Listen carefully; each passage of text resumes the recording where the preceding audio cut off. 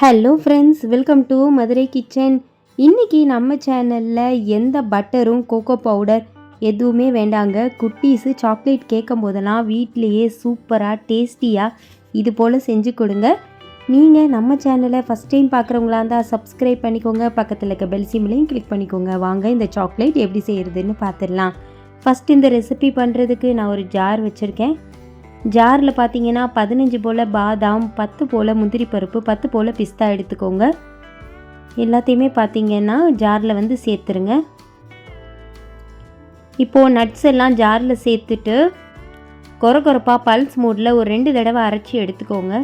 இது போல் நல்லா இது போல் அரைச்சி எடுத்ததுக்கப்புறமா நெக்ஸ்ட்டு பார்த்தீங்கன்னா இது கூடவே 1/4 கப் அளவு பொட்டுக்கடலை சேர்த்துக்கோங்க. நெக்ஸ்ட்டு இது கூடவே 1/4 கப் அளவு வால்நட்டு சேர்த்துக்கோங்க. நெக்ஸ்ட்டு பார்த்தீங்கன்னா நான் 15 பேரிச்சம்பழம் வந்து எடுத்திருக்கேன். நீங்கள் வந்து பார்த்தீங்கன்னா கொட்டைகள் இல்லாமல் இருந்துச்சுன்னா அப்படியே வந்து சேர்த்துக்கோங்க. விதைகள் இருந்துச்சுன்னா உள்ளே இருக்க விதைகள் எல்லாத்தையும் நீக்கிட்டு உள்ளே சேர்த்துக்கோங்க.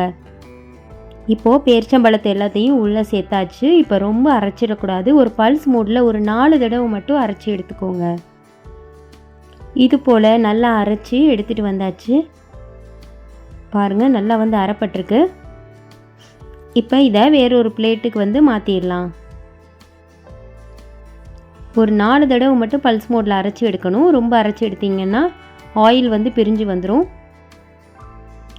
ஸோ கையில் வந்து பார்த்திங்கன்னா நெய் வந்து அப்ளை பண்ணிவிட்டு நீங்கள் பிசைய ஆரம்பிச்சிங்கன்னா ஒரு ஷேப்புக்கு வந்து வரும். நீங்கள் குக்கி கட்டர் ஏதாவது வச்சுருந்தீங்கன்னா நீங்கள் அதை வச்சு கூட கட் பண்ணி எடுத்துக்கலாம். குழந்தைங்களுக்கு வந்து பார்த்திங்கன்னா சாக்லேட் சாப்பிட்ற ஃபீல் இருக்கணும்.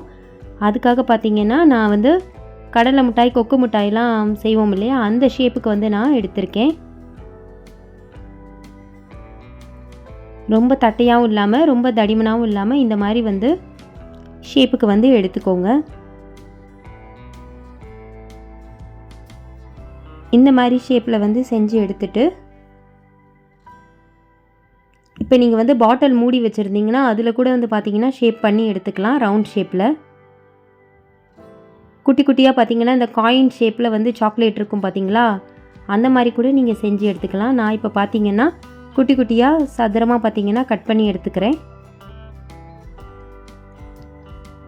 ஸ்கியூப் மாதிரி கூட கட் பண்ணி எடுத்துக்கலாம். அழகாக வந்து பார்த்திங்கன்னா உங்களுக்கு கட் பண்ண வரும். கடைகளில் வந்து பார்த்திங்கன்னா சாக்ரீமு, தேவையில்லாத ரசாயன பொருட்கள் எல்லாம் போட்டு சாக்லேட் வந்து செஞ்சுருப்பாங்க. கண்டிப்பாக அந்த சாக்லேட் எல்லாம் வாங்கி கொடுக்காதீங்க. இந்த மாதிரி குழந்தைங்களுக்கு செஞ்சு கொடுங்க. அப்படியே பார்த்திங்கன்னா சாக்லேட் சாப்பிட்ற ஃபீலிங்கில் தான் இருக்கும். ரொம்ப ரொம்ப டேஸ்டியாக இருக்கும். கண்டிப்பாக இந்த சாக்லேட்டை நீங்களும் வீட்டில் ட்ரை பண்ணி பாருங்கள். குட்டீஸ் வந்து நீங்கள் இந்த மாதிரி செஞ்சு கொடுத்துட்டிங்கன்னா வெளியில் வந்து கடைகளில் சாக்லேட் கேட்கவே மாட்டாங்க.